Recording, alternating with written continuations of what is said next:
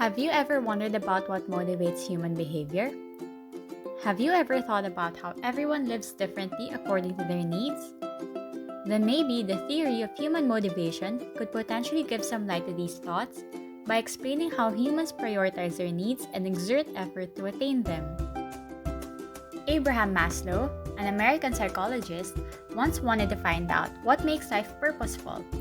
To answer his question, he delved into the world of psychology to explain how people prioritize their needs and how human needs can be organized into a hierarchy, which leads us to the hierarchy of needs. The theory of human motivation, better known as Maslow's hierarchy of needs, is considered a cornerstone of understanding human motivation. The hierarchy ranges from basic needs, such as food and water, to abstract concepts such as self-fulfillment. It tells us that a person must satisfy lower-level basic needs before progressing on to meet higher-level growth needs. From the bottom of the hierarchy upwards, the needs are physiological, safety, love and belonging, esteem, and self-actualization. The physiological needs are the biological requirements for human survival, and that includes air, food, drink, shelter, clothing, warmth, sex, and sleep. If these needs are not satisfied, then the human body cannot function optimally. Maslow considered the physiological needs the most important, as all the other needs become secondary until these needs are met. The second stage in Maslow's needs hierarchy is the safety needs. Once an individual's physiological needs are satisfied, the needs for security and safety become salient. People want to experience order, predictability, and control in their lives. These needs can be fulfilled by the family and society, such as the police, schools, business, and medical care. The third stage of the needs hierarchy is the need for love and belongingness. After physiological and safety needs have been fulfilled, the third level of human needs is social and involves feelings of belongingness. The need for interpersonal relationships motivates behavior. Examples include friendship, intimacy, trust, acceptance, and receiving and giving affection and love. The esteem needs are the fourth level in Maslow's hierarchy, which Maslow classified into two categories. The first one is the esteem for oneself, and that includes dignity, achievement, mastery, and independence. The second category is the desire for reputation or respect from others. That includes status and prestige. Maslow indicated that the need for respect or reputation is most important for children and adolescents and precedes real self-esteem or dignity. For the fifth and highest level in Maslow's hierarchy, we have the self-actualization needs. It refers to the realization of a person's potential, self-fulfillment, and journey to seek personal growth. Maslow describes this level as a desire to accomplish everything that one can and to become the most that one can be. In relation to lifespan development, the physiological needs and safety needs affect infants the most as they require the support of others to live. Although this may be the case, they are born with motor skills and reflexes to help them survive. Babies fulfill the physiological need for food through the root and suck reflexes, whereas their motor movements provide them with the direction and safety that they need. Any willful movement requires the use of motor skills, and the development of these skills are important because they are also related to the development of the mental capacity to do certain tasks. Moving on to the early childhood years, children begin to think past the basic needs of sleep, food, water, and shelter. Rather, they seek to find out the world around them and begin to experience a need for security, love and belonging, and self-esteem. Because as children develop cognitively, they also begin to understand and see things differently. This in turn enhances their cognitive and emotional development. In addition, children's thinking in this stage is still egocentric. It is also during the early childhood years when children develop esteem needs. According to Vygotsky, children learn because their mentors present challenges, offer assistance, provide instruction, and encourage motivation. This supports Vygotsky's concept of zone of proximal development, wherein mentors provide scaffolding or temporary support to enable learners to move through their zone and learn new skills.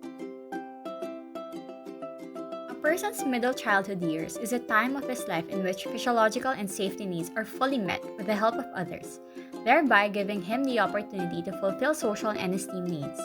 This is the age when children begin to develop skills and knowledge that boost their self-confidence and sense of self. Fulfilling the social and esteem needs varies in multiple ways because of culture's role. For most middle-class children, These years are full of structured activities that begin to shape their identity, such as art, music, and dance lessons. Moving on to adolescence, this is a time of sudden and intense need for love, belonging, and esteem. Their self-concept and identity, as well as how they are conceived by others, become of utmost importance. Because of adolescents' intense desire for peer approval, many of them are bothered by an imaginary audience that watches and judges their every move. In relation to culture and gender, this is the time in which LGBTQ adolescents face unique challenges. They are faced with a dilemma that involves either accepting and acknowledging their sexuality or attempting to deny and repress it.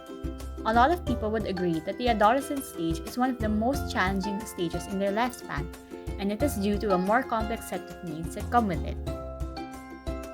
Emerging adults usually find themselves in the love and belonging stage of Maslow's hierarchy, because this is when they begin seeking for someone that they can spend the rest of their lives with.